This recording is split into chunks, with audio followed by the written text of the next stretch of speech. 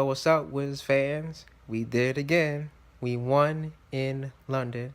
First win, not in the U.S. 101-100 in a thriller against the New York Knicks.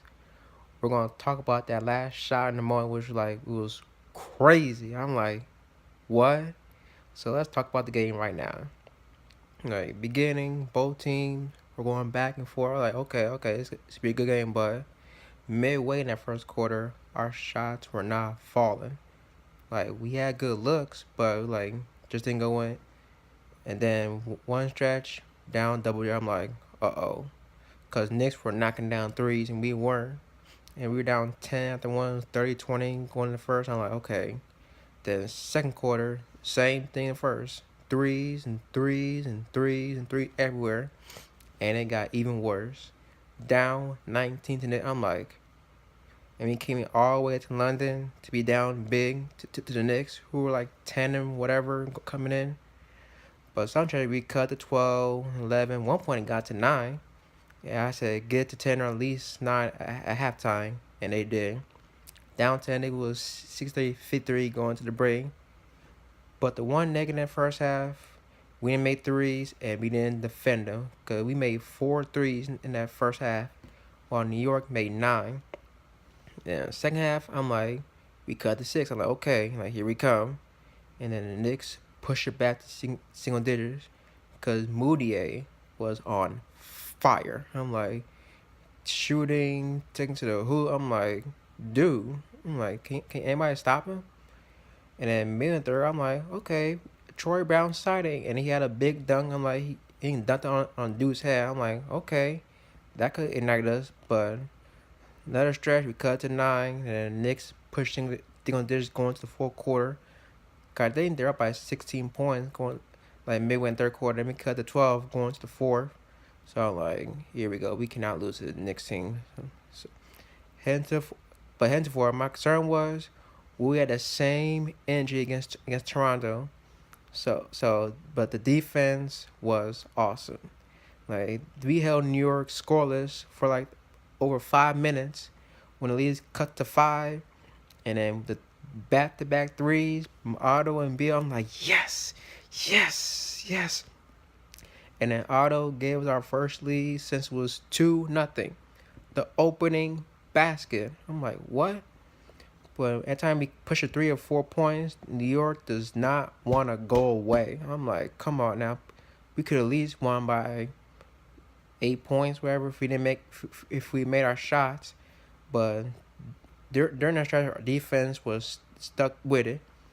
And then late in the game, New York got the lead because Moutier again. I'm like, and then Ariza came right back, and then Noah Vonleh got posted on time. Brian made a shot, was 199, and then Beal, why'd you rush the 3-pointer? Like you probably want to go for a two for one situation. And I thought when you missed the 3, I'm like, oh god, the game is over. And luckily, there was a 3-4 second differential between the game and shot clock. And shot clock violation, and I'm like, we got a chance. You know, Bill's gonna end it with a 3-pointer or kick it to who, but it wasn't that. Thomas Bryant was a decoy. Was not Thomas, but Barry Bill was a decoy, and then Thomas was out there, and then Bill found Bryant, and then Bill go for Leia, and then I'm like a goaltending. I'm like, what? I have never seen that for in my life. Actual game-winning goaltending. I'm like you cannot make this up. It's probably the first time in NBA history we saw game-winning goaltending, because normally in the past, refs missed that call because they say game's over, just say wipe it away. But nowadays, coaches can challenge the call if it's goaltending or not. They can challenge calls if they didn't see it. It was out of bounds or travel or a charge or whatever. But in the past, they didn't miss those calls. But Thomas Bryant, what a hero. But here's my question. Does that actually count as a game-winning shot? Because the ball has to go in the hoop, not getting rejected, but it's 2 points. We'll take it. So let's get to the numbers. Beal did again. You know, he had a bad shooting night. He was 10 for 29 shooting. He had Still had 26 points, along with 9 rebounds, but he still had 7 turnovers though. And Otto off the bench, 20 and 11. Like, can we keep Otto off the bench all season? Because when Marquis come back, we can have 2 guys give the entry off the bench. So I like where this is going with Otto on the bench. Because when Keith comes back, it's going to be a little bit better. But on New York, one New York player showed up. That was Moutier, who had 25. Like, he was killing us, especially penetration to the hoop. I'm like, dang, we can't stop him. But who cares? They lost. They found a way to lose again, like they do every year. And here's the stat: Wizards remain undefeated when they win the rebounds. I think they're like 10-0, 11-0 when they win. They were +9, 51 to 42, and 15 on offensive glass. Now, get this, the threes. Over the last 2 games, we were on fire knocking down threes. We had 18 against Milwaukee and 19 against Toronto, which was a franchise record. The last 2 games combined, they were 37 for 77. That's 47%. And tonight, we were 7 for 27. We were not making threes, but we made 7 of them, which is a bad shooting night. So now the last 3 games, we're now 44 for 104. That's 42%. It's good, but every game we can't keep shooting 3 out of 3 out of 3 every night. Because when shots not fall, just go for 2. When threes are there, just keep taking them, but don't take them like Houston did in Game 7, because we don't get 3-point happy every game. So, but here's my question going to the break before we get to break. Can we stop being down double digits? Always, you know what I mean? Down double digits, down 15, 19, 20, whatever. And one from them, finally come back and win. We've been doing this all year long. This second, third time we had to come back and win. While sometimes we're down 20, some point, or maybe 30. We always storm back or tie or cut to 1. So we need to stop kicking ourselves in the foot and stop. And we got to play for 40 minutes, not for like 24 minutes. Playing third and fourth quarter.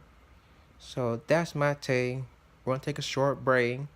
What we're gonna do? There's this one fan who had a lot to say about tanking. So I'm gonna talk about that in a moment. So keep it locked. Wall puts it in the hands of Beal. Beal on the drive, goes to the basket, lays it in. It's Bradley Beal. Drives to the basket, 14 of his 21 points. Welcome back, y'all. And now it's time to bring up a segment we haven't done in a long time. I call this segment Wiz Sighting. Now, here's how Wiz Sighting works. Like, wherever I see on TV, Twitter, Facebook, Instagram, that's due to all Wizard stuff, whatever, I don't talk about it. But here's a fan. Remember my guest on my show, on the Schedule show? He has something to say about tanking and fighting. This was after the Toronto loss on Sunday. Well, check this out. Yo! This is to all the Wizards fans, the quote-unquote Wizards fans that think they know everything. Why? Why tank? Tell me. Tell me why. To get a high draft pick and he not be ready for the league? Like, why tank? Why not just continue to compete, bruh? Because when they compete, they winning games. We just took the best team in the East to 2 overtimes.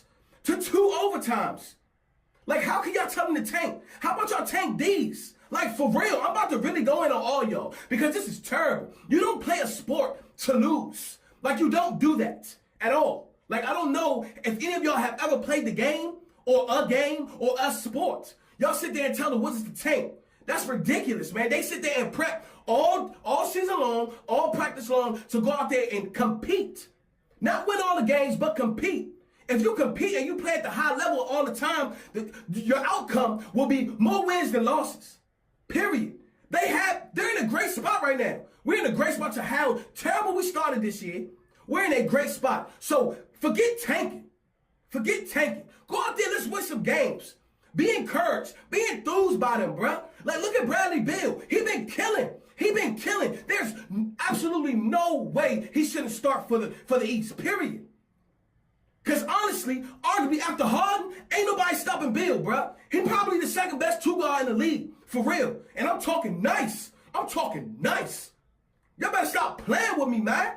Y'all terrible. All y'all fans, y'all get it twisted. Y'all get it twisted. Y'all see all these other teams with all this great talent. We don't have that. We got to go with what we got, and they're competing. So continue to keep telling everybody to tank is ridiculous. You keep telling everybody to tank. Follow me, let me know, set up a gym time, and I'll show you some tanking. I'll bust you. Play one-on-one. What's up? Play me one-on-one. I'll show you something. You don't go out there to play basketball to lose. Like, it don't make no sense, man. Y'all terrible. Start watching the game. Thoroughly, though. Thoroughly. Because this is getting out of hand, man. Now, that's what I'm talking about. Like, don't tank, fight. Because right now, I think we're 3.5 games back behind the 8th spot right now.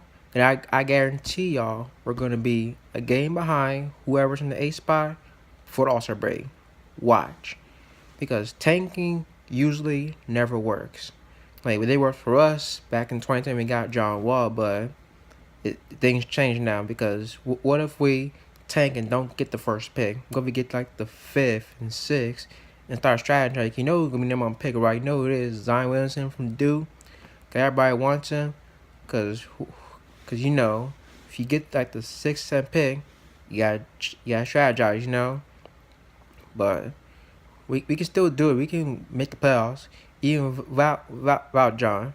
Cause you know D Howard come back soon. Keith's come back in a couple weeks, and we'll see. We might make a trade, you know.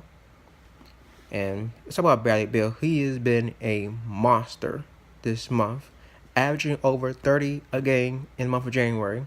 Like, he should be an all-star this year. If he's not an all-star, because you know our record is not good. If he's not an all-star this year, I'm about to go nuts. Because this is probably, if he not the all-star team, it'd be like the 1 year with Gilbert in the all-star team. He averaged 20 points a game in 06, and he got selected by the commissioner. Remember that?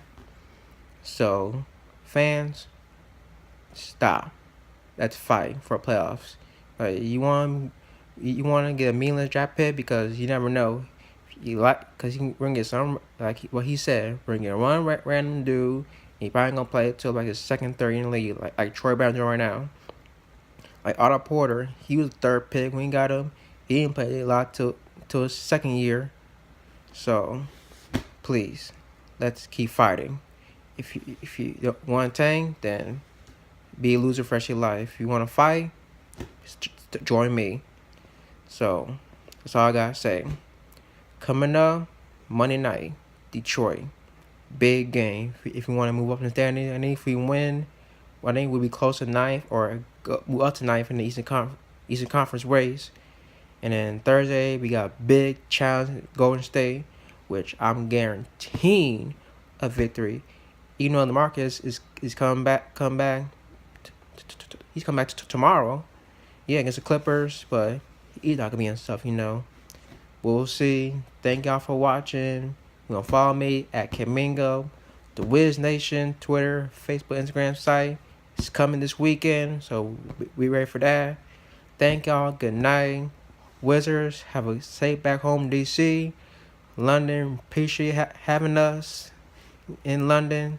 So, DC family, we out.